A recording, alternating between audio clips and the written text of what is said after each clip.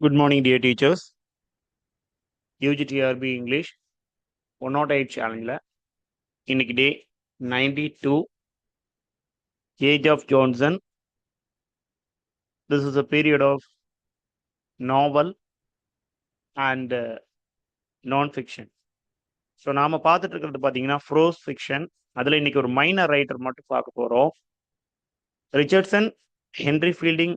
அடுத்ததாக நம்ம கேட்டகரைஸ் பண்ணக்கூடிய ஸ்மாலட், தொபையாஸ் ஸ்மாலட், 1721 to 71 இவருடைய காலகட்டம்.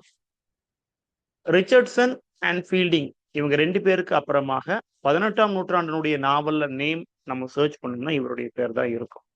ஆனா அவருடைய ஸ்டாண்டர்ட் பாத்தீங்கன்னா லோவர் லெவல் தேன் தேயர்ஸ். அவங்கள விட கொஞ்சம் கம்மியான ஒரு ஸ்டாண்டர்ட்ல எழுதக்கூடிய ஒரு ஆள் தான். ஓகே. அண்ட் இவருடைய ப்ரொஃபஷன் பாத்தீங்க அப்படின்னா spend some years as surgeon on a man of war. இது வந்து ஒரு நீண்ட ஃப்ரேஸ், சரிங்களா? இதை நம்ம தனியா உடைச்சு சர்ஜன் அப்படின்னா வந்து பாத்தீங்கன்னா நமக்கு வந்து ஒரு டாக்டர், பிசிஷியன் அப்படிங்கிற மாதிரி மீனிங் கொடுக்கும். மேன் ஆஃப் வார் அப்படிங்கிற பட்சத்துல ஒரு போர்க்கால அடிப்படையில வந்து அங்க வேலை பார்த்துருக்கலாம் அப்படின்னு ஒரு மீனிங் எடுக்கலாம், சரிங்களா? But it's a phrase. இது ஒரு ஒரு இடியம் மாதிரி, சரிங்களா? இந்த ஃப்ரேஸ் வந்து பாத்தீங்கன்னா ஒரு இடியம் மாதிரி. இதை சேர்த்து தான் நம்ம பொருள் கொள்ள வேண்டியிருக்குது. ஹட்சன் வந்து ரொம்ப அந்த டிபிக்கலான லாங்குவேஜ் யூஸ் பண்றாரு. That means surgeon on a man of war அப்படின்னா surgeon who is working in a sailing area, சரிங்களா?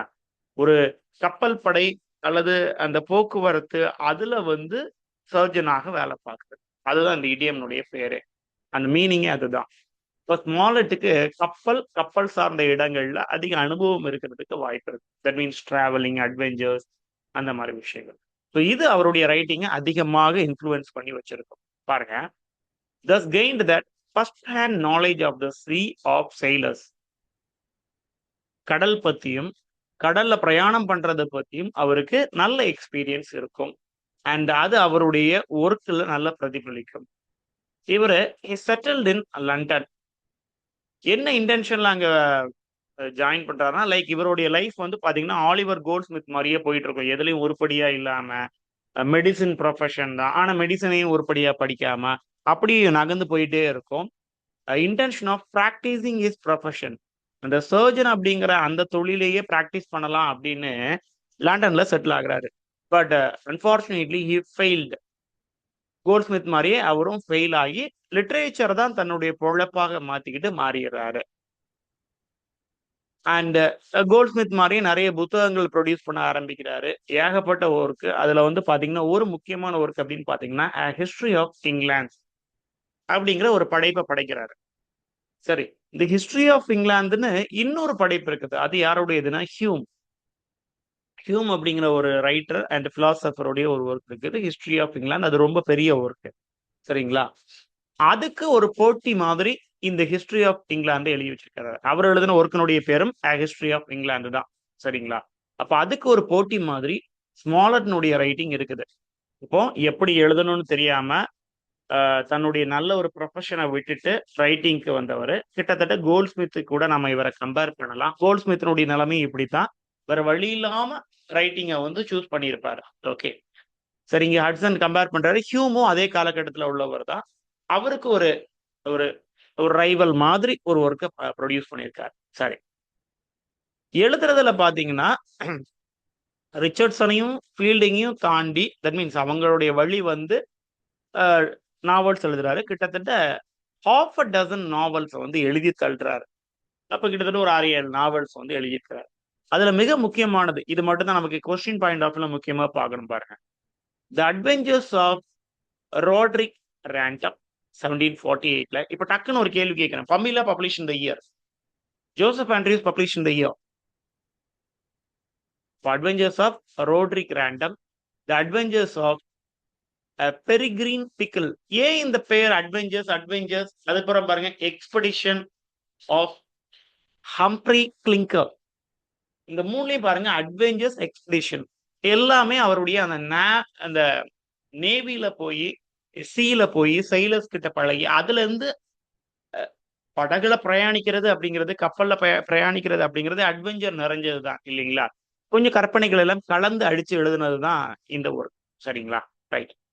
இதுல மிக முக்கியமானதுன்னு கேட்டீங்கன்னா இந்த ஹம்ப்ரே கிளிங்கர், இது வந்து ஒரு 6 வால்யூம்ஸ் கிட்ட பப்ளிஷ் ஆகுங்க. சரியா? சோ இது ரொம்ப ரொம்ப முக்கியம். இந்த மூணையும் இயர்ஸ் மென்ஷன் பண்ணி வச்சுக்கோங்க. இப்ப இவரை பொறுத்த வரைக்கும் நாவல் அப்படிங்கிறது a large diffused picture. Note it, a large diffused picture of life. Unlike fielding, ஃபீல்டிங்க மாதிரி ரொம்ப ஆர்டிஸ்டிக்கா ரொம்ப கலைநயத்தோட படிக்கணும் அப்படின்னு இல்லாம லைஃப்ல நடந்த விஷயங்களை எழுதணும் அப்படிங்கிறத நினைச்சுக்கிட்டாரு. டிஃப்யூஸ்டு பிக்சர் அப்படின்னா லார்ஜ் டிஃப்யூஸ்னா அப்படியே பறந்து விரிஞ்சு என்னென்ன இருக்குதோ அது எல்லாத்தையும் வாழ்க்கையில இருக்கக்கூடிய எல்லா விஷயங்களையும் டச் பண்ணணும் அப்படிங்கிற ஒரு அட்டம் கொடுத்தவர். ஃபீல்டிங் மாதிரி கிடையாது. ஃபீல்டிங் வந்து அந்த மெட்டீரியல்ஸை வந்து ஒரு ஆர்கனைஸ்டு ஒரு ஆர்டிஸ்டிக் திங்கா கொண்டு வர்றாரு. அதுக்கு இவர் அட்டம் பண்ணல. மேடு லிட்டில் அட்டம் அப்படின்னா பண்ணல அப்படிங்கிற மாதிரி தான் அர்த்தம். சரி, அவருடைய கதைகள் ஸ்ட்ரிங்ஸ் ஆஃப் அட்வென்ச்சர்ஸ், பெரிய அட்வென்ச்சர்ஸ்ல எழுதுனதா தனக்கு நினைப்பு அவருக்கு. ஸ்மாலட்டை பொறுத்த வரைக்கும் தான் அட்வென்ச்சரை எக்ஸ்பீரியன்ஸ் பண்ணவன், அதனால தான் எழுதுனது எல்லாமே அட்வென்ச்சர்னு அவர் நினைச்சிட்டு இருந்தாரு. ஹட்சன் என்ன சொல்றாரு பாருங்க. And such unity as they possess is given to them only by the personality of the hero. ஏதாவது ஒரு நல்ல வார்த்தை அதை பத்தி சொல்லணும்னா இந்த ஹீரோடைய பர்சனாலிட்டி நல்லா இருந்தது. ஆனா அவருடைய அட்வென்ச்சர் அட்வென்ச்சரா இல்லைங்க. அதுதான் கீழே ஹட்சன் டிஸ்கிரைப் பண்ணிக்கிட்டே வராரு பாருங்க. His fertility of invention and animation are undoubtedly remarkable. புதுசா எழுதுறேன், புதுசா இப்படி ஒரு மலை இருந்தது, இப்படி ஒரு பனிப்பாறை இருந்தது, ராபின்சன் க்ரூசோ மாதிரி அல்லது கலிவர்ஸ் டிராவல் அந்த மாதிரி அனிமேஷன் எல்லாம் நல்லா தான் இருக்குது. But we we soon weary of mere incident when it is not related to the interest of the character. ஆனா அதுல ஏதாவது ஆர்வம் செலுத்தி நம்மளால கத்துக்க முடியுமானா இல்ல. இல்ல அந்த கதாபாத்திரங்கள் கூட அது ஒன்றி போகுதான்னா இல்ல. Smollett's characters are generally very cruelly drawn. ரொம்ப மோசமா உருவாக்கப்பட்ட ஒரு கதாபாத்திரங்களுக்கு எடுத்துக்காட்டு தான் ஸ்மாலட்னுடைய கேரக்டர். அண்ட் அவருடைய அந்த படைப்புகள் எல்லாமே ஒரு பிக்சரஸ்கியூ டைப் ஆஃப் ஃபிக்ஷனா இருக்குதுங்களா. பிக்சரஸ்கியூ இது ரெண்டு அர்த்தம் எடுத்துக்கலாம். ஒன்று வந்து கொஞ்சம் ஒரு ஒரு படைப்பு ஒரு ஒரு பிக்சர் மாதிரியே உருவாக்குறது ஒன்று. இன்னொன்னு நாவலுடைய ஒரு ஜான்ரா இது. Novel or any type of literary ஒர்க்கினுடைய ஒரு ஜான்ரா இது. பிக்சரஸ்கியூ அப்படின்னா இப்ப மாரின்னு ஒரு படம் பார்த்திருப்போம். அதுல மாரியில தனுஷனுடைய ரோல் என்னது, அவர் ஒரு ரவுடி. ஆனா நமக்கு ஹீரோ யாரு, அவர் தான். மங்காத்தா அப்படின்னு ஒரு மூவி பார்த்திருக்கோம். அதுல வில்லன் யாரு, அஜித் குமார் தான். ஆனா அவர் தான் நமக்கு ஹீரோ. அப்ப இப்படி ஒரு ஃபீல் உங்களுக்கு தெரியுது இல்லையா. அவன் வந்து ரொம்ப லோ கிளாஸா இருப்பான், அந்த ஹீரோ ரொம்ப லோ கிளாஸா இருப்பான், கொஞ்சம் ரவுடி மாதிரி இருப்பான், கொஞ்சம் ரக்கடா பிஹேவ் பண்ணிப்பான்.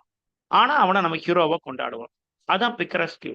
அப்படி அந்த பிக்ரஸ்கியூ ஒரு பொறுக்கிப்பயலுடைய லைஃப்பை எடுத்து எழுதுறதுனால அவருடைய கதாபாத்திரங்கள் அந்த அளவுக்கு சூட் ஆகல. அது வந்து க்ரூவலி டிரான் அப்படின்னு ஹட்சன் சொல்லிடுறாரு.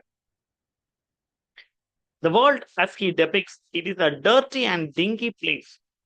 அவர் காமிக்கக்கூடிய அந்த உலகம் சொசைட்டி அப்படிங்கிறது ரொம்ப மோசமானதாக இருக்கு. இந்த அளவுக்கு மோசமா காமிக்க வேண்டிய அவசியம் இல்லைன்னு ஹட்சனுடைய பாயிண்ட் ஆஃப் வியூ.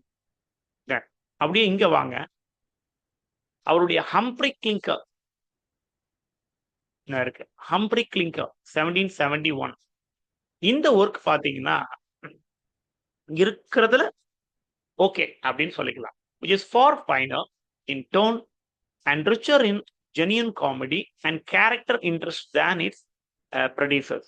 அவருக்கு முன்னாடி எழுதின அந்த ஒர்க்குகள்ல இருந்தோ ஒரு ரிச்சான ஒரு ஒர்க் வந்து பாத்தீங்கன்னா ஹம்ப்ரி கிளிங்கர் அப்படிங்கிறத நம்ம எடுத்துக்கலாம். இது ஒரு ட்ரெடிஷனலான ஒரு ஃபிக்ஷனாகவே நம்ம ட்ரீட் பண்ணிக்கலாம் அப்படின்னு ஹட்சன் சொல்றாரு.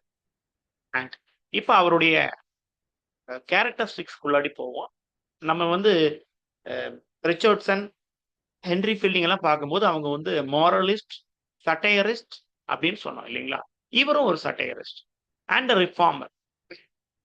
தன்னுடைய படைப்புகள்ல இந்த உலகத்துல இருக்கக்கூடிய ஏதோ ஒரு விஷயங்களை பத்தி பேசணும் அப்படிங்கிற ஒரு முடிவோட பேச ஆரம்பிச்ச ஒரு ஆள் இவர்.